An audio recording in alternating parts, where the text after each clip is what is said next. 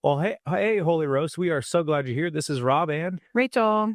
we are so excited for our next episode here. This season has been great. We've had Been a lot of fun. some pretty big folks in this room Sure. throughout the last couple of times. And I hope Advent is going well for people. I hope that you listened to the previous episode and you already have everything because it's already going on. So I would think Here we are. planned for what's happening, and Christmas Eve is still coming, I think. I hope so. Yeah, I hope so. I hope Jesus is coming. You think so? We'll see if it still happens. But now we are pivoting a little bit in the midst of your Advent season to interview our next guest. His name is Zach. And Zach, man, so excited for you to be here with us today. Thanks, Rob. Rachel, it's so good to be with y'all.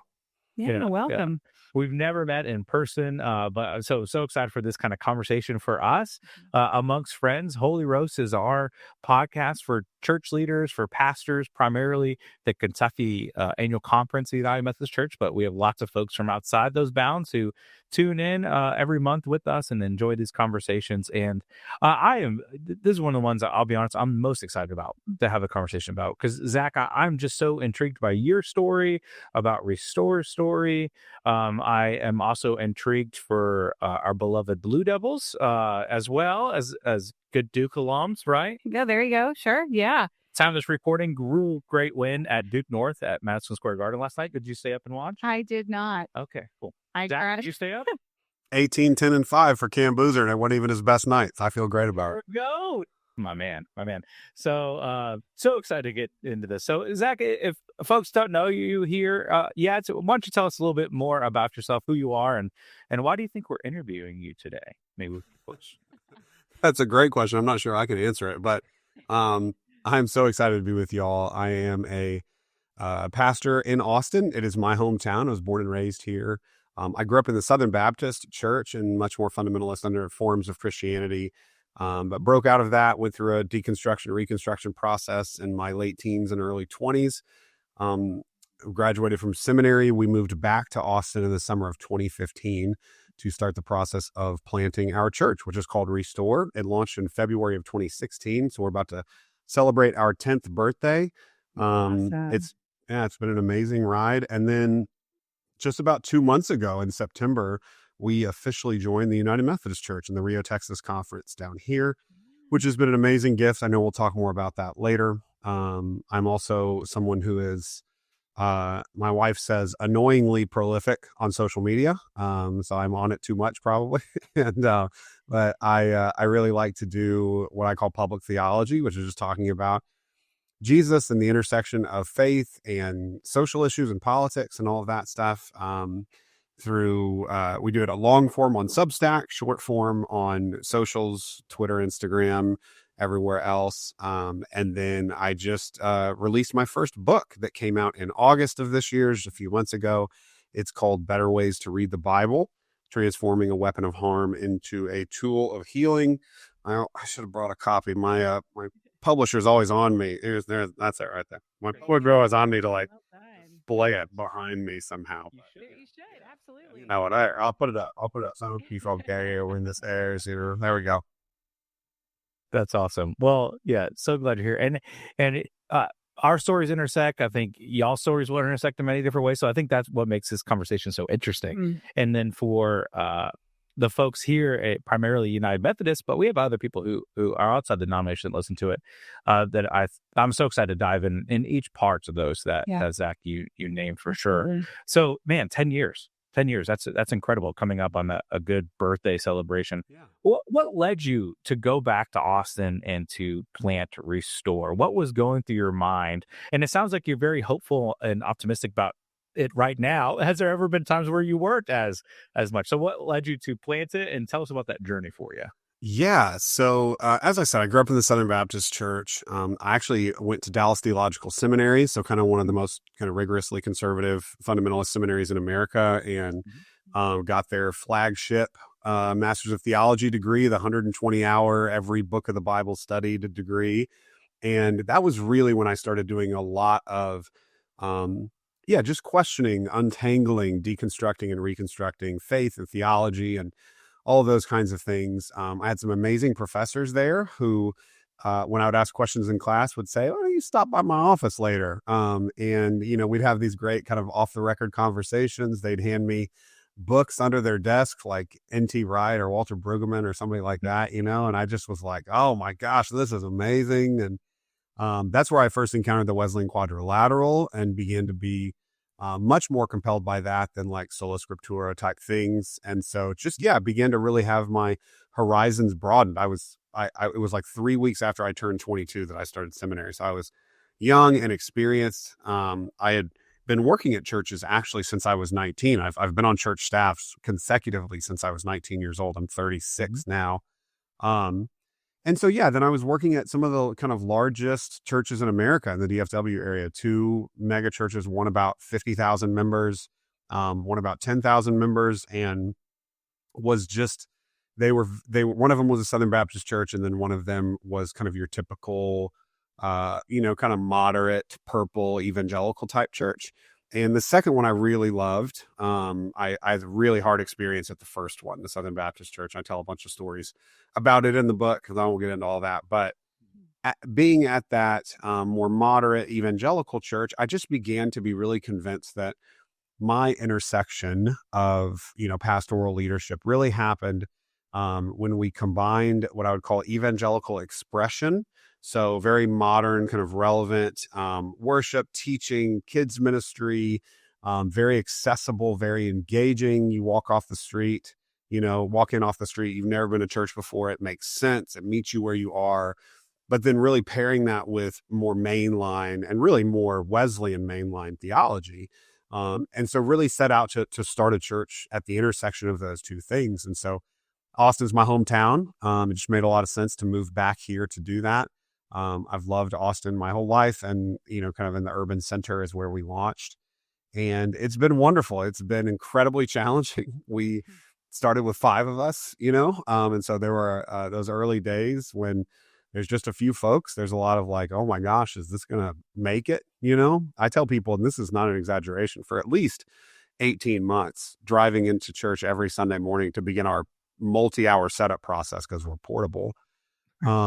I'd turn on South Congress, which is the kind of main thoroughfare where our church is located. And I would just pray. I would just pray that somebody would show up, and I was pretty convinced those first 18 months that was like, I'd be driving up and pulling in and saying, this is probably the day when no one comes. It's probably the day when we shut it down. But people kept coming, they kept getting engaged, and we kept trying new things. Some of them worked, some of them didn't, but it's led into this decades long ministry that's been really incredible overall. Yeah, that's so good. There's so many of us that I've found. So I grew up Southern Baptist, evangelical church in Florida, and didn't go to church until I was in high school. That's where my journey starts because I played music. So 9th grade, started going to church, and then super fundamentalist. But like so many things that, like, I went to Word of Life Bible Institute as like my summer camps. Everyone is like, I hear about their summer camp experience. I was like, man, I was doing sword drills. It's like I was like diving in, and I can quote the Bible with the best of them even today, right? But went to college and went to a United Methodist college for music, and started to hear things like the Wesleyan Quadrilateral. Started to hear like this preaching emphasis on grace and social action, and it, captivated me because I was like, I think I was done with the Southern Baptist evangelical thing, and I didn't know quite what to do with spirituality, Christianity. Met some new folks that just didn't compute with that old theology, and I had to revamp who I was. And that's super informative for my pastoral identity now of like, how do I keep I would say a rigorous and high view of scripture, right? With the social action, with inclusivity, with no bounds, like, that's deeply formative. So I wonder for you, as you think about, as you planted Restore, you're informed by both the books in the classroom, the books shifted to you under the table. How did that shape your pastoral identity in that space? Yeah, it's a great question. I think we became convinced of, I don't think I would have been able to articulate this in the early days of launching. But again, I mean, I was 26 when we moved back here to plant. God protected me in my naivete and ignorance in a lot of ways, of how hard it would be, how much external kind of vitriol would come our way. It was just not something I really even had a category for at the time. But I think the way I would describe it now is that our church is unapologetically inclusive, unapologetically social justice focused, and unapologetically Christian. And we're actually the first two because of the last one. Or another way we'll say it is, we are fully committed to radical inclusion and social justice because of Jesus and Scripture, not in spite of them. And that's really become our identity. And even the book coming out of that, of saying, we believe in these things, we want to step into these things because of the way we understand Scripture and the way we are attempting to follow the way of Jesus. And here's kind of an explanation of that, especially if you don't really have an imagination for what that could look like outside of evangelical spaces. Because for a lot of people, and you guys know this, for a lot of people, the only versions of biblical interpretations they've encountered are ones that were deeply harmful to them or to people that they loved. The only versions of church that they've engaged with are ones that eventually felt very anti-Jesus in so many different ways. And so they can't really see church or the Bible as anything but a part of the problem. It's really hard to have an imagination for how church or Scripture or just Christianity in general could actually contribute to good and beautiful things in the world. And so whether it's the work we do at Restore or the book or anything I do publicly, that's really my hope, is just to present, here's a pastor, here's a church, here's an imagination for what this might look like in healthier ways. Yeah, that's so good. I love that. Well, because the dominant narrative we see right now of American Christianity doesn't look much like Jesus, right? I mean, yes, we're in a moment of like intense nationalism and other teachings, to your point, Zach, that have been very harmful. And I think that's the cultural narrative of like, that's what Christianity in America looks like. And yet there are so many of us that don't sort of conform to that, that I love even the work you're doing as a public theologian to say, and I'm seeing more and more people sort of on Instagram and other people we've talked about, of just putting that voice out there of like, no, there are many other people who are actually serious about following the ways of Jesus and love Jesus and want to look and live like him, and how we love and serve others. And sure. I think that's the biggest struggle for me right now in my ministry is like, not to become so defensive of like the dominant narratives, but like, man, those are so captivating for folks, right? Yeah, they are. They are. Like, yeah. So, so good. Part of this, you're in Austin, and you've described Restore as a church for folks who have struggled with the church before, right? Yeah. And you've already kind of gotten into this, Weaven, but tell me, like, that identity that you just described, kind of your call, your passion, that's so integral to who you are and the kind of person you want to be, it seems like. How does that weave through your preaching, the community there, how you make ministry priorities as a church? Because you're seeking to do things a little bit different, right? And it seems pretty intentional from the outside. So tell us how that works for you. Yeah, for sure. It's a great question. I think that we have, both initially outlined some of those things and then also discovered others along the way that have really worked. Early on, we actually came to a point where, so the person that I planted with, Matt Gonzalez, is still our worship pastor. And we had a kind of an interesting discovery a couple of years in, where we realized so much of the kind of institutional cultural knowledge just resided with us and with our families, and we were growing and we were having a harder time like helping other people really like understand fully like what it is that we're doing and why it is a little bit unique and how it's unique and all that kind of stuff. And so we spent some intentional time developing like a full vision frame with a set of values and distinctives and vision statement and all of that stuff. And that's been really helpful. Then we spent a year just like slowly walking through it with our church week after week in Sundays and small groups and all of that. And then we very intentionally repeat them all the time, whether it's the vision to be a place where anyone has a seat at the table and everyone experiences the extravagant love of Jesus, or it's our 6 kind of core measures, which are like, things like I include everyone, I pursue justice for the marginalized, I depend on Jesus, I look for ways to be generous, those kinds of things. We're always talking about those things. And then even when we do like our annual survey, we're actually, we break down our annual survey into those 6 measure categories. So we'll be like, okay, I look for ways to be generous. And then we have both statistical and anecdotal, reporting on that to see how we're doing in those different areas. And then that actually feeds into like staff retreat every summer, and then programming decisions that we make, teaching series that we plan, all of that. So I will say that, for a lot of us, and I'm sure that you guys have experienced this, and a lot of us have experienced this, our childhood faith journeys and churches and all that stuff, even if they were really fundamentalist, they weren't all bad. Sure. Like most of us have positive things that we can take from them. And it's easy to classify it as just like, that was bad and this is good. But the truth is much more nuanced than that. And so what we're trying to do, I think, is to excavate the things that we learned in our childhood faith and our early adult church experiences that were actually really beautiful and helpful. And I would say that strategic intentional leadership is something that was just like beaten into us as, megachurch evangelicals. And so a lot of times there's a pendulum swing, just like, well, we can never be strategic again. Let's not do any forward planning, all that kind of stuff. Right. But we got to the point where we were like, actually, some of those things were really good and helpful. Now there's like dark sides to them.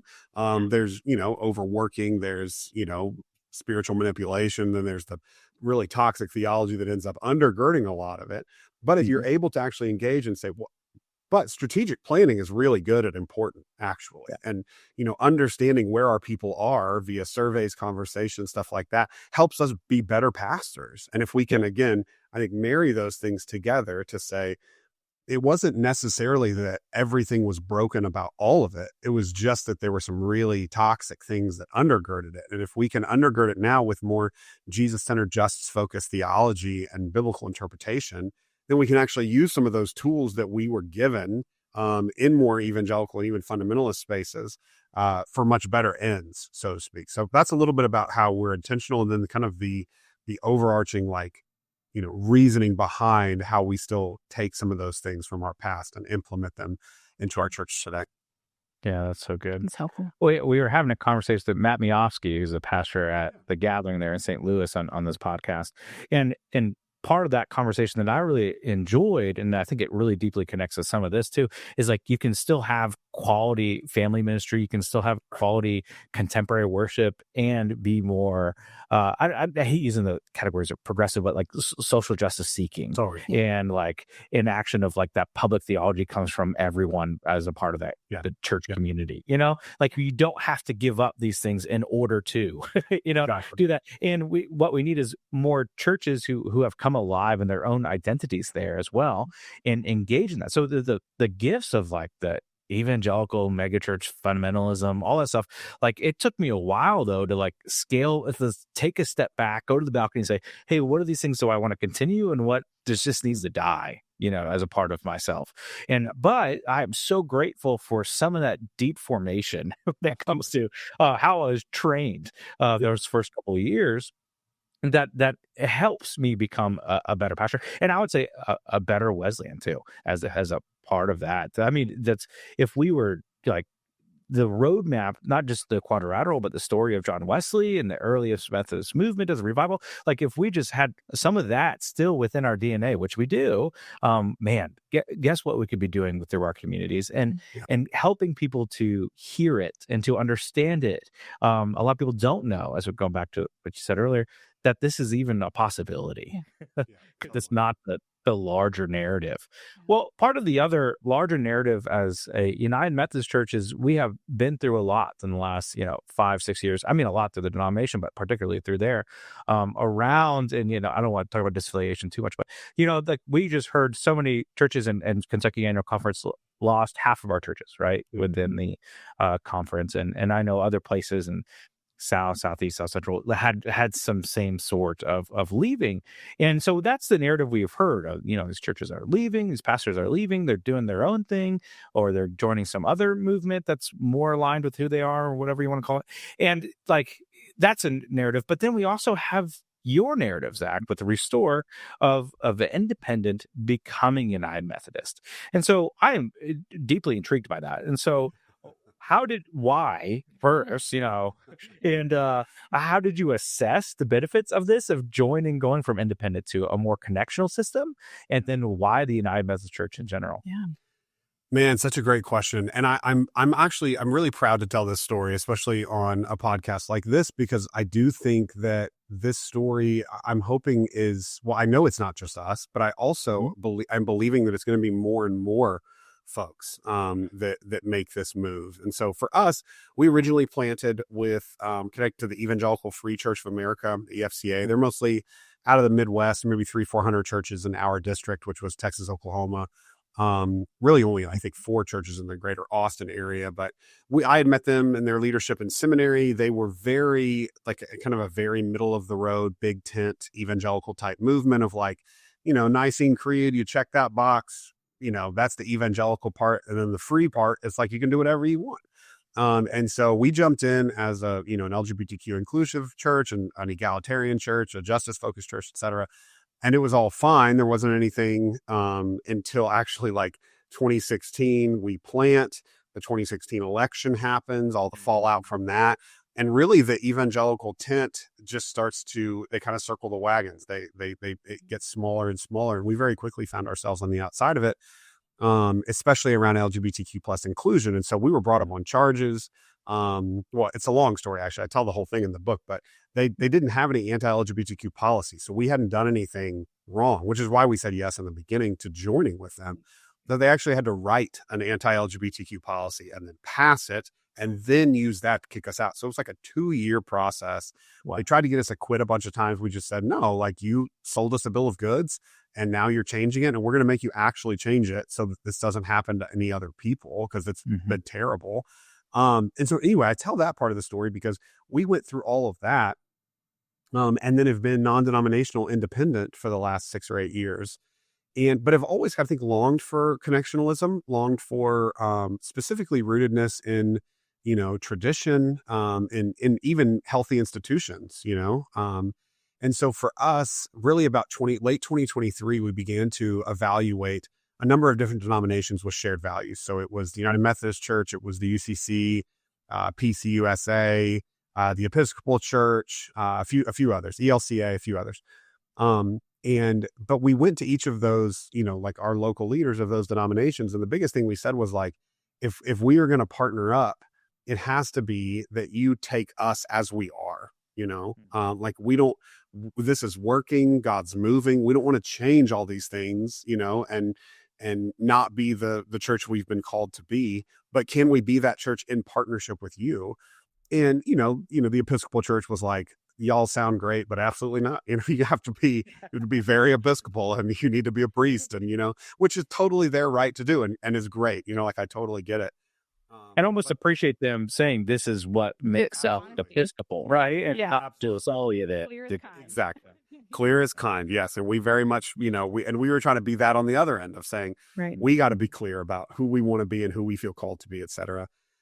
But the United Methodist Church leadership was like, actually, you guys are a great fit already. You're Wesleyan theologically already, the way you're structured.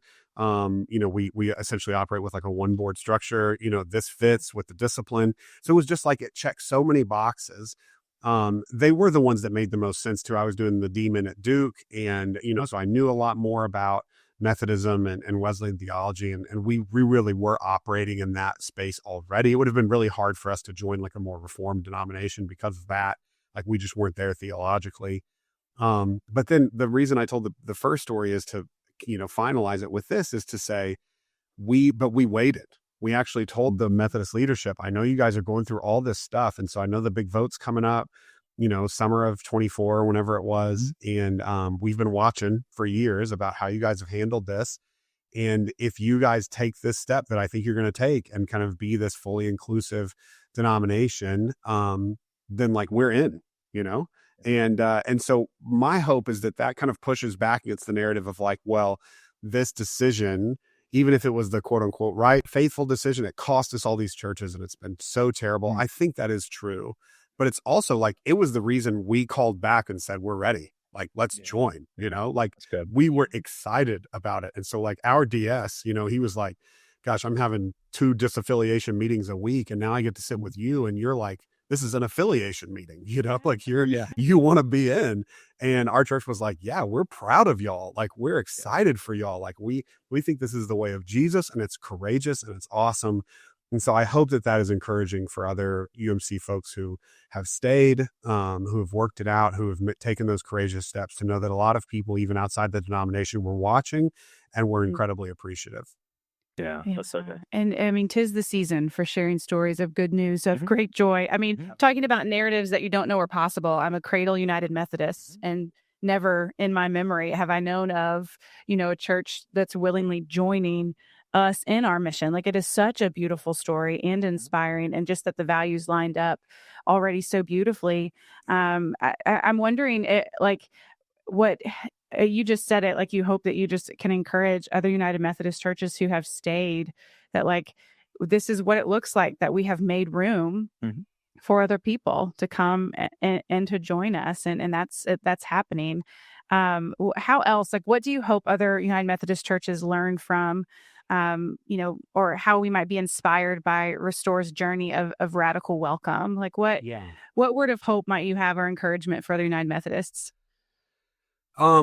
Yeah, I mean, I think, in addition to what I just said, two things come to mind. In addition to what I just said, I would say when we took it to our whole church, because our leadership was working on this for a while, then we got down the road, took it to the whole church and said, hey, here's what we're thinking. What do you guys think? And a lot of people, just like joining a denomination was like scary, and our church is about a third LGBTQ plus. And so a lot of our queer folks were like, I don't know.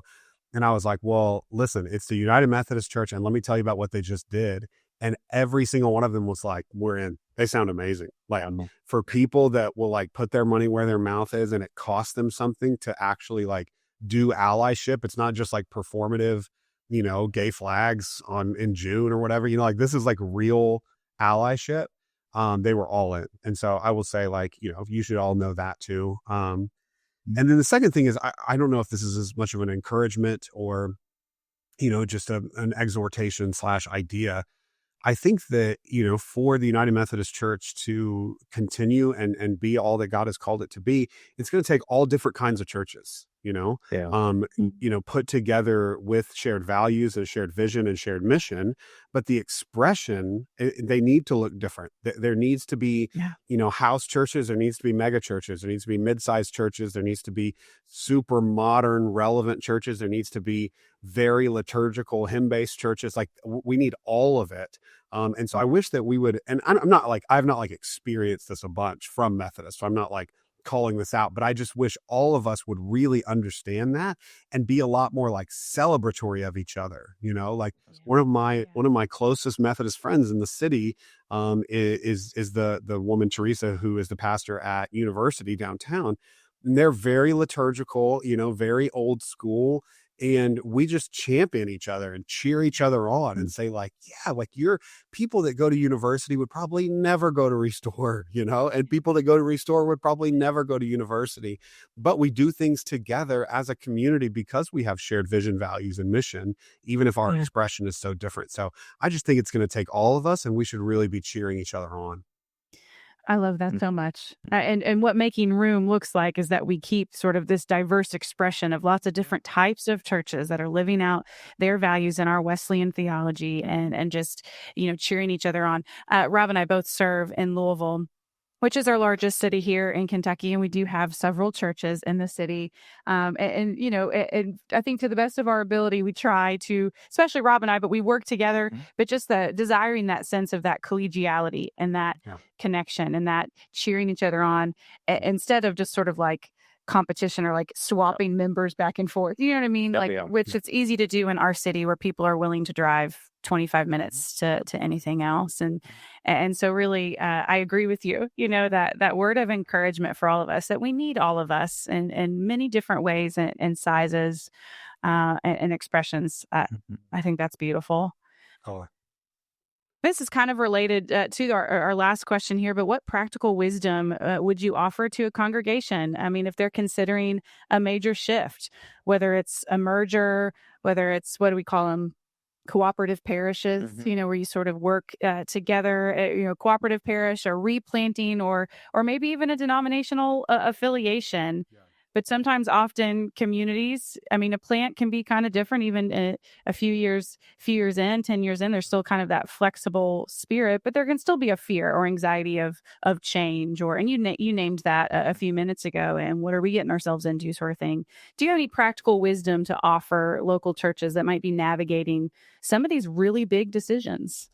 Yeah, I mean, you said it earlier, Rachel, like clear is kind. I think going into these conversations, being clear and asking for clarity, is so important, right? Like that's how you make sure that you are not getting kind of out over your skis a little bit. You really are doing the thing God has called you to. I also think that the future of church, like this is much, I'm gonna bring it like way bigger than you asked it, but the rise of Christian nationalism and Christofascism and kind of this really toxic form of Christianity that is so idolatrous and violent and exclusive and oppressive, is at a level that none of us have ever experienced in our lifetimes. And it's scary for so many folks, because it is really the dominant form of Christianity in the United States. And what I'm saying is that if we want to offer a healthy alternative to that, right, a different version of Christianity, a better way of following Jesus, then we have to do it together. And it has to be beyond a lot of these artificial boundaries that we have created. And so what I'm advocating for is to build bridges around shared values. Right. Mm-hmm. And we can do that across denomination. We can do that interdenominationally inside of different expressions. If we will build bridges across shared values, we can build much larger coalitions that end up providing this really healthy counterbalance to these toxic forms of Christianity to say, oh, no, look, like these Methodists and these Episcopals and these PCUSA folks are all together doing Moral Mondays with the Black church and all this stuff, right? And they're pushing back against these things. And, and this is what King did. I mean, the Rainbow Coalition, all that stuff, you look up the 60s and all the work they were doing, like they were building these broad coalitions across shared values, that transcended the race and background and gender and ethnicity and denomination even. Mm-hmm. And so my hope is that we could all be a part of doing that. We could all be very intentional about stepping into these shared values-based relationships, so that we could, make a bigger difference together, because we really are better when we're all together. Yeah, that's so good. Absolutely. I mean, there's humility in that, Mm-hmm. right? Of saying it's better if we do it together. Each of our individual churches or even denominations don't, for whose glory are we doing this anyways, right? It's not for our own. It's not for our own celebration and arrogance. And that's the way of Jesus, humbling ourselves and following after. I love that, building bridges around shared values. That's something my church has begun to live into as we've joined sort of an advocacy network here in Louisville. Oh, that's awesome. That it's lots of Catholic churches, lots of Black churches, and sort of our historically West End, which is historically predominantly Black, and so lots of Baptist and Presbyterian, and it's been really exciting to watch. And I've been so proud of my church. But it took about 5 years to get to this point for them, and we can do so much more for our city as a small church. We're fairly small, but we can do so much more in our city. Partnering together. Well, thanks for doing that slow and beautiful work. I mean, 5 years to get them there, like that matters, right? That work really matters. And conversations like this matter, where we are, as I said earlier, giving people an imagination for what this could look like. I'm very grateful to be connected with you all and with the broader movement. Welcome to the fam. There you go. So good. Well, Zach, this has been a wonderful conversation for us, and I know our listeners are going to learn so much, and we'll be sure to link your new book that just came out in the show notes below, and we'll link what's going on in Restore and some good articles that have been written about Restore, and just so encouraging and inspiring for folks as we start to dream about, like, I love having that imagination, what can be when we do these things together, and what a gift. I think sometimes when we're around, it's called Cradle Methodist, we forget about the gifts, right, of our theology, of our connection, of the amount of good that we're doing in the world. We don't share those stories enough. Yeah. And so we need to continue to do that and resurrect our narrative, of who we are and the kind of people we want to be, and the kind of denomination and church and connection that God desires us to be and be a part of. So anyways, this has been wonderful. We have one last portion for you, Zach. This is called the Holy Roast. So these are our rapid fire questions. So first thing that comes to mind, feel free to shout it out. And so there's several of these that I think will be fun for you. Yeah. You ready for it? Yeah. Ready. We'll see. All right. I'm hesitant. We'll be okay. We'll be okay. If you could instantly master any skill, what would it be? Making tequila. Making tequila. There you go. Sounds very Texan. Very sexy. Yes, we drink a lot of tequila, a lot of margaritas here, so it'd be nice if I could just have room my own. I love it. If you could take, I was going to ask you about margaritas, but if you could take your coffee or your tea, what do you take it with? Do you take anything with it? What does that look like? No, I'm a black coffee guy. I do like a cortado, like a, espresso with just a little bit of steamed oat milk. I'm not too fancy. Austin, we love our coffee shops. So yeah, but I am at the end of the day, a black coffee guy. Black coffee. There you go. Who is a theologian, and this theologian can be living or dead, that you'd love to have lunch with? Rachel Held Evans. She's probably been more influential on me than anybody else singularly. Yeah. And, we didn't cross paths.